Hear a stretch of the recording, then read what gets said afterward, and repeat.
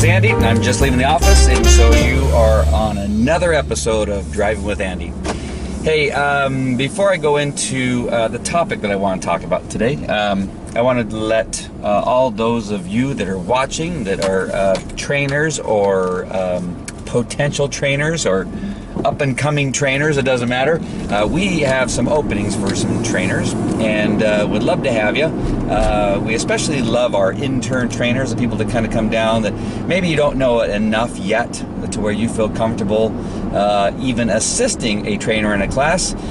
We love the prospect and the aspect of having you guys, work with the dogs in the kennels, and then coming down and working with our teams during the week and weekend. And we have some great things coming up that you guys will be a big part of in regard to detection dogs also.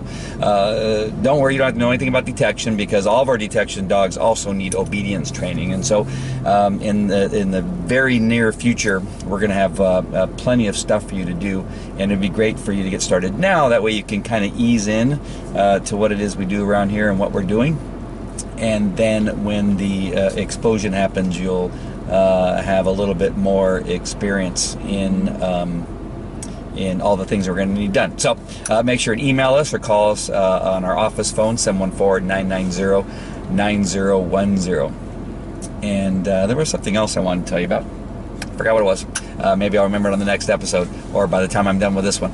So what I wanted to talk about is something that came up in a private training I was doing out in San Diego the other day. And the aspect of how much training do you do with the dog? What is it you do on your walk? Now, I have a video that sometimes I send out to our group that kind of addresses this, but let me kind of focus on it a little bit, at least for this particular episode. And that is, it really depends. And I know that a lot of you hate that answer, that you just want a black and white, this is what I do, this is how I do it, and this is how often I do it, and how long I do it. It's essentially impossible to do that. And the reason being is because every situation is different.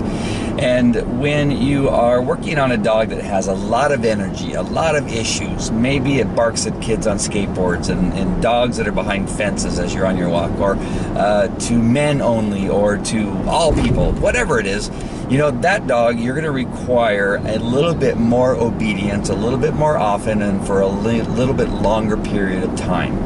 And until the dog begins to respond and shows you that it can be trusted, that it can walk past somebody without lunging out or barking or showing aggression, or a dog that's weak will begin to show power and confidence and courage as you go on your walk. And when that happens, then you reduce a little bit of the obedience requirement and put in a little bit more free time where the dog is allowed to simply just be a dog. All right? And so, depending on where you're at. Now, if you have the perfect dog, which in that case we probably haven't seen yet, but if you have the perfect dog, then of course your obedience requirement during your walk will be a little bit less. You'll allow your dog to be at the end of the leash a little bit more often. You'll allow your dog to kind of pick and choose where it wants to go pee, on the fire hydrant or the bush, or in the middle of somebody's grass, or whatever, what have you. And that dog will be called to in the obedience position and be called to perform obedience requirements along your walk a little bit more often. And so do you see how that is different? So in the beginning, some dogs who are very rough around the edges, a lot more obedience, a lot more boundaries, a lot more requirements on the walk is in regard to what it is they're supposed to do. And then as they get better and prove themselves, then you can reduce those obedience requirements. All right, makes sense?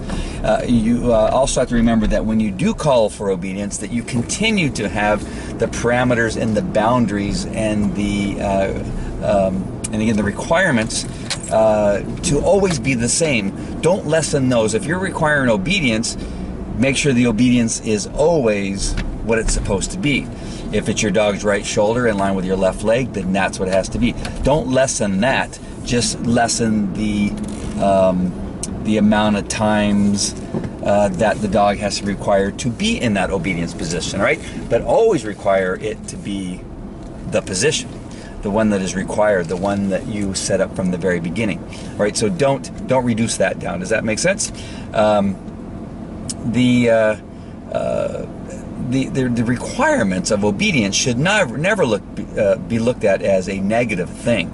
Remember what I've always said is that a dog desires and is born with the need to have leadership, the need to be governed, so to speak, because they are pack animals.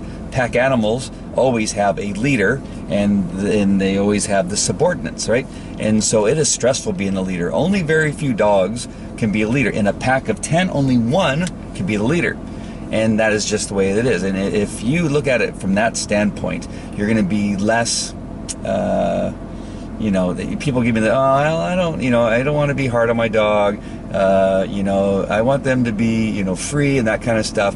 That can be somewhat inhumane in the sense, if you look at it, that a dog has a requirement: eating, having water, being cared for, being showed affection from time to time, and leadership.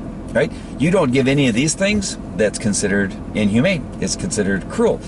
This is one of those things. Leadership is a requirement. Every dog needs a leader. All right? So don't look at it that way. And then the last thing, and this is the point that I was trying to remember before, is that you don't want to lessen it if your dog is a rescue that's maybe comes from a bad background or went through a really rough time. They still need, and maybe even needed even more, respectful and loving leadership. All right, really, really important. What people tend to do with a dog that's been rescued, or is a shelter dog, or a dog that's had a rough life and comes with some baggage, is they tend to be too easy on that dog, and they tend to allow that dog to get away with a lot more than a dog who doesn't have that history. So in the sense of in the requirements of a shelter rescue dog are exactly the same as a dog that has grown up in a perfect environment. All right, so don't let that sway you either. All right, remember, dogs need leadership. They love leadership, and it'd be almost inhumane not to give them leadership. All right, hope this was helpful. I'm stopped. I'm getting ready to go get some panda for me and the family. So I will see you at the next one. All right, take care. Talk to you later. Bye bye.